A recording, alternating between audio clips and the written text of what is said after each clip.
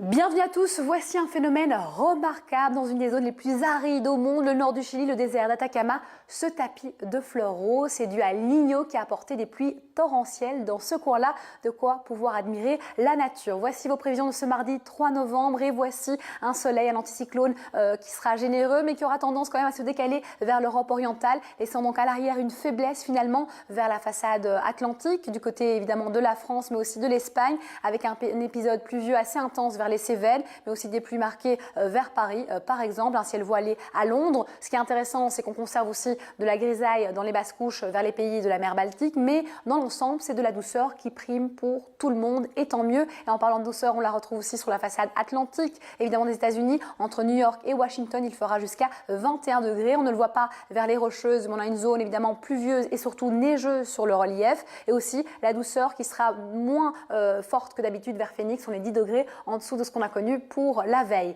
Beaucoup de soleil évidemment sur le Mexique et heureusement sur les grandes Antilles aussi. Puis on retrouve la zone de convergence à partir de San Francisco à l'intérieur des terres et ça déborde même vers Natal et Salvador de Bahia. Mais les pluies intenses se concentrent vers São Paulo et prolongent jusqu'à Mendoza. Attention, Santiago est à l'image de tout le Chili, un temps sec et très ensoleillé. Ensoleillé sur le tiers sud, ça c'est sûr, mais attention, la mousson africaine va migrer vers le centre du continent, laissant un peu du répit vers le golfe de Guinée, un peu moins de précipitations. On note la grisaille évidemment vers Praia, mais Nuacchoc aussi. C'est de l'humidité qui reste coincée dans les basses couches. Et puis en marge de ce qui s'est passé vers la Sicile, le ciel reste voilé à Tunis. On note Chapala qui est arrivé sur les côtes du Yémen, cette tempête tropicale et l'instabilité au Koweït due à une chaleur qui apporte une masse d'air assez lourde et qui déstabilise sous forme de précipitations. On a toujours la mousson indienne cette fois-ci sur le tiers sud de l'Inde justement. On retrouve la zone de convergence qui migre vers le sud et touchant le nord évidemment de l'Indonésie. On a de l'instabilité sur le sud de l'Australie, une ligne pluvieuse qui touche la Nouvelle-Zélande